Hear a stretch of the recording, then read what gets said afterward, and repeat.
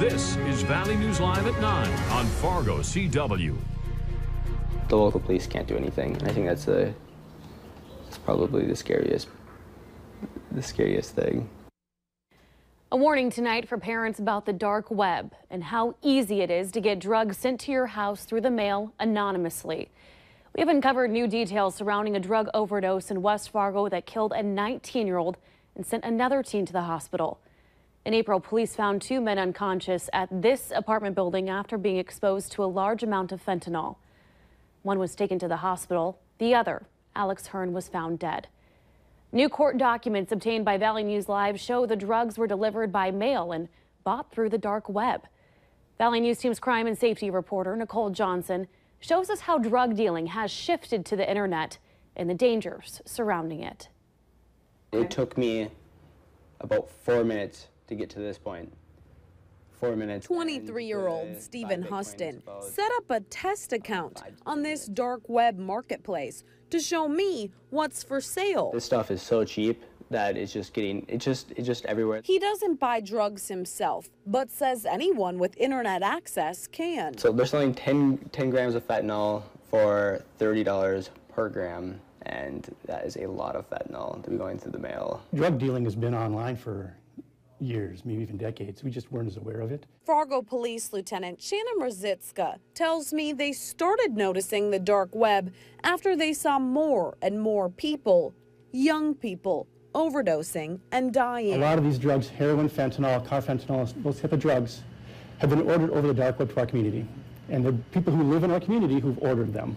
The buyer's not really concerned about giving the address to them. This person is never going to come to their house or anything. They're not going to call the police on you. And the seller doesn't have to put his address on it. Not attached to you in any way other than your online identity, which doesn't have to at all be close to your real identity. You can make an online identity that's entirely different from who you are. Anonymous online shipping services make it even harder for law enforcement to catch people. The package is delivered, and typically the mail carrier has no idea what's inside. It can't be a law enforcement issue anymore. That's what I think. I think it's got to be a public health issue. In Fargo, Nicole Johnson, Valley News Live. For concerned parents, Lieutenant Rosicka recommends checking their children's online history. He also says keep in mind the dark web is accessed through a separate browser that you should watch out for. Coming up after weather, an 18-year-old can-do man now faces a felony and assault charge after a domestic dispute. Plus, after last night's storm, how much is it going to cost you to clean up those trees and branches from the damage? Justin, since yesterday's storm, it's been fairly quiet for us. So what can we expect for tonight? Yeah, it will be quiet, more of the same as we go through the day tomorrow. Here's a live look outside our Valley News Live Storm Team Skycam network shot in Fargo, pointing off to the east, and we are seeing just partly cloudy to mostly sunny skies right now. Temperature at 75 degrees, not bad for just after the 9 p.m. hour, also 75 in Moorhead. The wind is slightly breezy, 11 gusting to 21, but it has died down as we went through the day today. Grand Forks at 70 degrees with partly cloudy skies and a wind west at around 10 miles per hour. 82 your high today in Fargo, 79 at Wabaton, 76 at Thief River Falls, 79 your high at Jamestown Valley City, but Devil's Lake only saw a high of 70 degrees, 79 at Bemidji, and 80 your high temperature at Park Rapids. Current temperature at 75 degrees at Fargo, 68 at Crookston, 66 at Thief River Falls, 63 at Roseau, and temperatures near that 70-degree mark as you make your way down toward Valley City. Now, the satellite loop showing we are still dealing with some shower activity in the northern half of our viewing area. We have some showers moving just to the north of the Bagley and Foston area, to the east of Thief River Falls. No lightning strikes seen with these. We also have another couple of showers, one moving through Jamestown, Carrington, and another one just to the south of the Michigan area. So you could see a shower or two as you go through the next few hours. Now, this low pressure system is still spinning off to our north. The severe weather well off to our east. That's where the cold front is. Now, high pressure is in charge, keeping most of us dry, especially in our southern viewing area. And that will be the case as we go through tonight. Any shower activity diminishing and temperatures falling back into the 60s. And for the day tomorrow, the northern half of the viewing area could see some more showers and temperatures again into the upper 70s to near 80 degrees. That is going to be the story in the Fargo area, where with that wind west around 20 miles miles per hour. Maybe a scattered shower or a thunderstorm. Most of the activity will stay north into the northern valley. We'll see temperatures into the lower 70s and the southern valley temperatures into the lower 80s. Now, as we go through the day on Friday, we got partly cloudy skies to mostly sunny skies across the area. Temperatures rising through the 70s and through the 80s as we make our way through the day. Just another slight chance of some showers, possibly a rumble of thunder. A better chance on Saturday of some shower and thunderstorm activity. Temperatures falling into the lower 70s by Sunday. Still a 30% chance. And then for Monday, mostly sunny, 77. And Tuesday and Wednesday, temperatures near 80. Still can't rule out a passing shower or thunderstorm. All right. Thank you, Justin. Severe weather hit large parts of eastern North Dakota and western Minnesota. Valley News Team's Molly Casey got a first-hand look at one farm that was hit hard yesterday. Strong thunderstorms and winds are pretty common in Otter Tail County during the spring and the summer. But Tuesday's storm caused damage that some residents say they've never seen before. We always have thunderstorms. It's not like the end of the world. Francesca Bakken didn't think much of her home being under a thunderstorm warning on Tuesday night, but that changed when the power went out. The pole, it snapped in half like it was a toothpick. Winds from the storm had blown part of her barn onto power lines and part of it into the field behind and had scattered debris around the farm. I don't think it was any wind. I think there was definitely some small scale of a tornado just because of the damage. And she has plenty of reasons to think that. One of her cows was lifted into the rafters of the now destroyed barn during the storm and found hanging by her husband. So he felt kind of bad, so he got it down. And Bakken's property wasn't the only one left with damage. Trees in surrounding areas were uprooted and others were broken apart. And even though there is a lot to fix, Bakken says cleanup shouldn't take long, but doesn't know if the barn will be rebuilt. You know, we're waiting on the insurance adjuster to come out and say, yep, this is under your insurance and this is what we value it, and hope to maybe rebuild it and start anew again, you know. So while the farm is put back together and life gets back to normal, Bakken can't help but think those thunderstorm warnings weren't quite right. That can't have been just a thunderstorm, as they said. There had to have been something else that was causing it. Again, that was Molly Casey reporting. Residents say today's weather gave a good opportunity to assess damage in the area and plan for the next storm.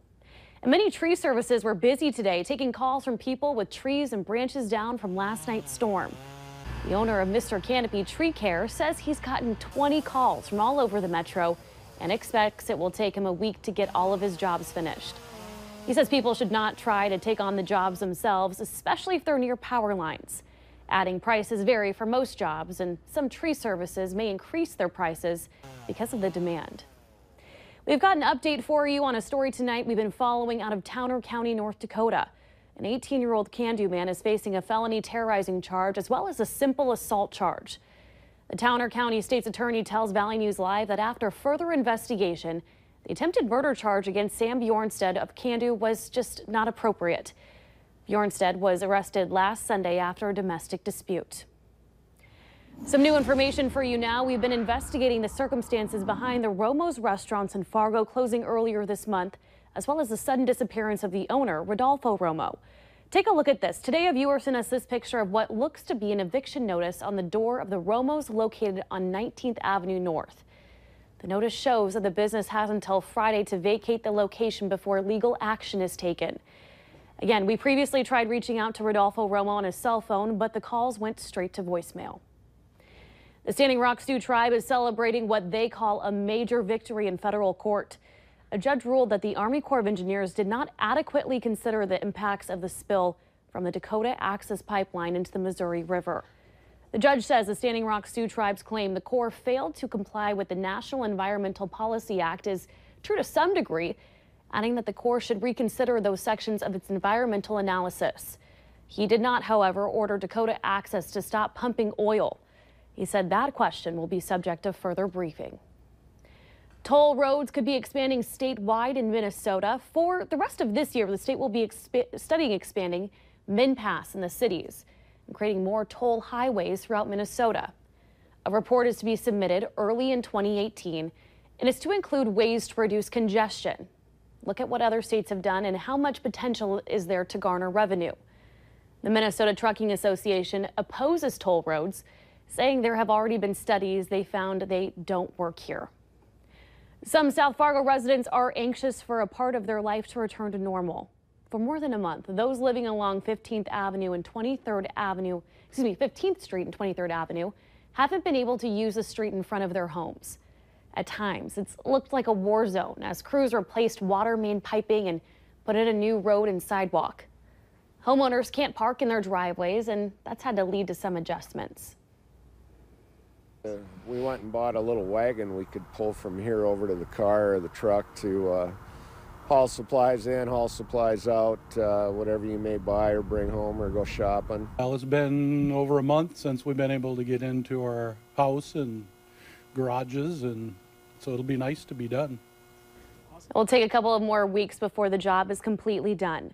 The cost of the project is split between the city and homeowner assessments. Before the season is over, several streets in this area are scheduled for asphalt replacement, which is far less extensive than what happened on that particular street. Well, are you one of those people that goes to animal shelters just to look? Well, if so, there's a yoga class you might want to give a try. Fitness freaks and feline fanatics alike gathered at Healing Touch Chiropractic Center for the second Meow Moss Day. All the cats roaming the class are up for adoption from the Homeward Animal Shelter.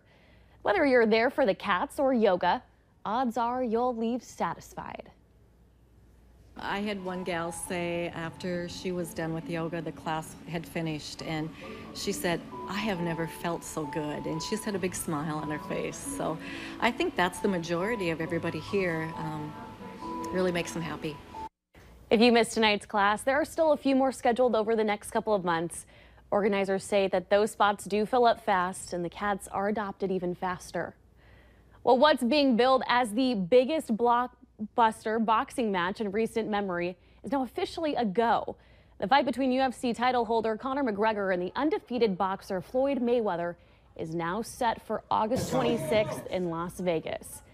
The fighters did agree to set a weight limit of 154 pounds. The pay-per-view event will be shown on Showtime. Forbes is reporting that both fighters could possibly take home as much as, get this, $100 million. Still ahead tonight, a gunman kills 3 people, then himself at San Francisco UPS facility.